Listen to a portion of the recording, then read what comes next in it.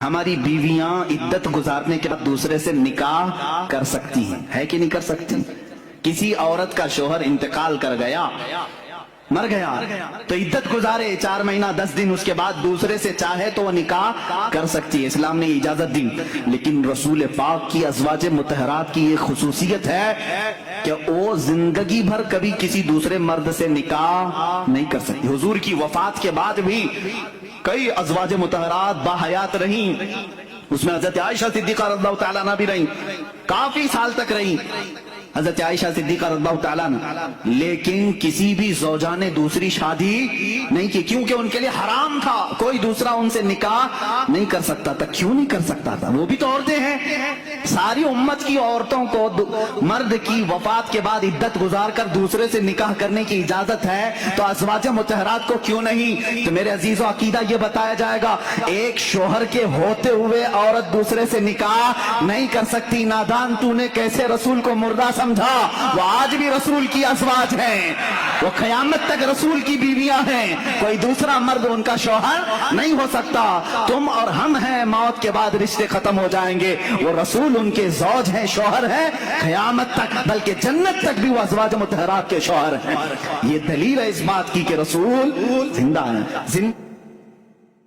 جو دھوکہ دیتے ہیں وہ ایک اور وار بھی کرتے ہیں کہ جی وہ دیکھے نا، نبی صلی اللہ علیہ وسلم کی بیویوں سے نکاح نہیں ہوا، کسی کے لیے جائز نہیں کہ پیارے نبی کی بیوی سے نکاح کرے، تو آپ زندہ ہیں اسی لیے نکاح نہیں نا۔ آپ کی وراثت تقسیم، وراثت کے بارے میں کہا کہ ہماری وراثت تقسیم نہیں ہوتی، آپ زندہ ہیں تو زندہ کی وراثت کیسے تقسیم ہوگی؟ آپ زندہ ہیں، آپ کی ازواج کے ساتھ کوئی اور نکاح کیسے کر سکے گا؟ یہ ڈھگوسلے ہیں جو پیٹ کے پجاریوں نے بنائے ہوئے۔ ارے بھائی، پیارے نبی صلی اللہ علیہ وسلم کی بیوییں مومنوں کی مائیں ہیں، اور ماں سے نکاح جائز؟ پیارے حبیب کی ازواج سے نکاح اس لیے نہیں ہو سکتا کہ وہ امت کے لیے مائیں ہیں، اور ماں سے نکاح نہیں ہو سکتا۔ یہ معنی نہیں کہ آپ زندہ ہیں اس لیے آپ کی بیویوں کو نکاح ثانی کی اجازت نہیں، بلکہ وہ ہماری مائیں ہیں، اور ماں سے نکاح اسلام میں حرام ہے۔ آپ کا مال، آپ نے فرمایا، صدقہ ہے امت کے لیے۔ انبیاء کی وراثت تو علم ہوا کرتی ہے۔ جو حقیقی مسئلہ ہے وہ یہ کہ پیارے حبیب جناب محمد رسول اللہ صلی اللہ علیہ وسلم فوت ہو گئے، دنیا چھوڑ گئے۔ صحابہ نے یہ جملے سنائے، مات النبی صلی اللہ علیہ وسلم۔ سید عائشہ نے یہ کہا، مات النبی۔ ابن عباس نے کہا، مات النبی۔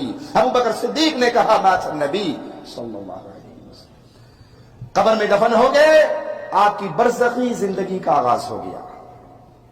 آپ اپنی قبر میں زندہ ہیں، پیارے نبی صلی اللہ علیہ وسلم اپنی قبر میں زندہ ہیں، لیکن آپ کی زندگی دنیاوی زندگی نہیں ہے، برزخی زندگی ہے۔ بیت المقدس تک کا تو سفر قرآن سے ثابت ہے۔ سبحان الذي اسرا بعبده ليلا من المسجد الحرام الى المسجد الاقصى، مسجد اقصی تک کا سفر قرآن سے ثابت ہے۔ اتنا تو مانتے ہو، مسجد اقصی میں کیا ہوا تھا؟ مسجد اقصی میں کیا ہوا تھا؟ سنی مسلمان سب جانتے ہو، رسول پاک نے سارے نبیوں کی امامت کی۔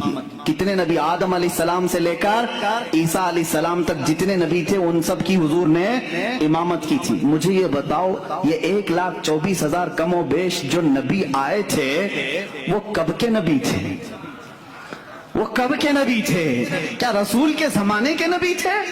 وہ صحابی نہیں، ان کی وفات ہو کر کسی کی 4,000 سال، کسی کی 3,000 سال، کسی کی 2,000 سال، کسی کی 500 سال، سینکڑوں سال پہلے وفات پائے ہوئے سارے نبی مسجد اقصی میں حضور کی اقتداء میں جمع ہیں۔ وہاں ابراہیم و اسماعیل بھی ہیں، داؤد و سلیمان بھی ہیں، موسیٰ و عیسیٰ بھی ہیں علیہم الصلاۃ والتسلیم۔ نادان جب تم معراج کے واقعے میں یہ جانتا ہے نبی ان تمام نبیوں کی امامت کر رہے ہیں جو بہت پہلے فوت ہو چکے تھے، وہ زندہ ہو کر آئے بھی اور حضور کے پیچھے نماز بھی پڑھے، اب بتا جو ان تمام نبیوں کی امامت کیا ہے وہ کیسے مردہ ہو سکتا ہے؟ خود میرے آقا فرماتے ہیں، معراج کی سفر پر میں جب جا رہا تھا میں نے نظر کیا موسیٰ علیہ السلام کی قبر پر۔ حضور فرماتے ہیں موسیٰ علیہ السلام کہاں ہیں؟ یہاں بیت المقدس میں بھی ہیں، آسمانوں میں بھی ہیں، اور حضور کی ایک حدیث یہ بھی ہے، میں نے سفر میں موسیٰ کی قبر کی طرف دیکھا، موسیٰ علیہ السلام کو اپنی قبر میں کھڑے ہو کر نماز پڑھتے ہوئے میں نے دیکھا۔ हुजूर क्या फरमा रहे हैं, खड़े होकर नमाज पढ़ते हुए मैंने देखा। ये हदीसें हैं मेरे अजीजों। अब मुझे बताओ, नमाज कौन पढ़ता है, जिंदा या मुर्दा? नमाज कौन पढ़ता है? अरे मुर्दा हो तो उसकी पढ़ी जाती है, और जिंदा अपनी पढ़ रहा होता है।